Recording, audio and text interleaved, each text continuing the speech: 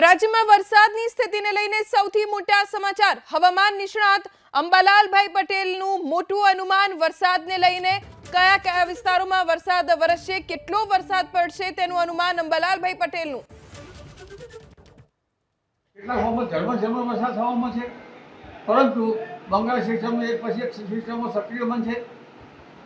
લગભગ એટમોસ્ફિયર હમણાં મજબૂત છે, ત્યારબાદ જાપાનમાંથી બનતા કેટલાક અવશેષો, પેસિફિક મહાસાગરમાં સિસ્ટમો, ઘણી સિસ્ટમોના કારણે વરસાદ થશે।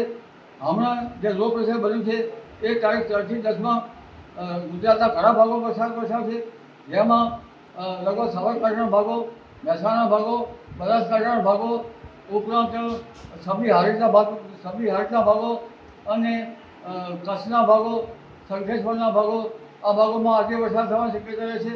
અને તારીખ 3 સુધીમાં પંચમહાલના ભાગો ઉપરાંત સાબરકાંઠાના કેટલાક ભાગો અને સૌરાષ્ટ્રના ભાગોમાં વરસાદ થવાની શક્યતા રહે છે।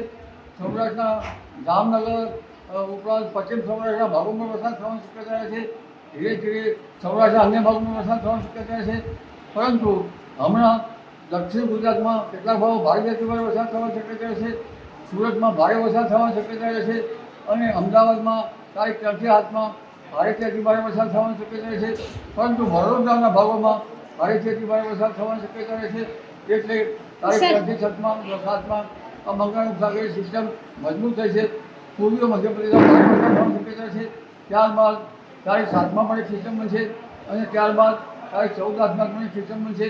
એટલે સિસ્ટમ લો પ્રેશર અને સિસ્ટમો બનતા લગભગ સપ્ટેમ્બર માસમાં મહત્તમ દિવસોમાં વરસાદ થવાની શક્યતા રહેશે, કોઈ ભાગમાં ભારે વરસાદ થવાની શક્યતા રહેશે।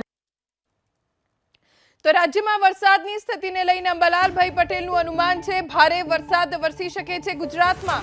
લો પ્રેશર સર્જાતા વરસાદ વરસશે, ખાસ 3 સપ્ટેમ્બરથી 11 સપ્ટેમ્બર વચ્ચે વરસાદ વરસશે।